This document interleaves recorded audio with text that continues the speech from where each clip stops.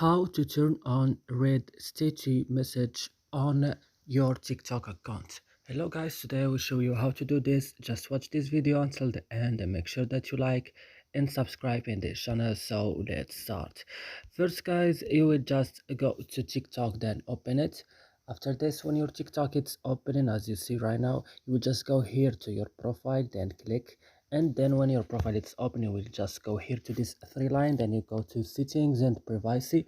After this, you will just go to privacy, and then you will go to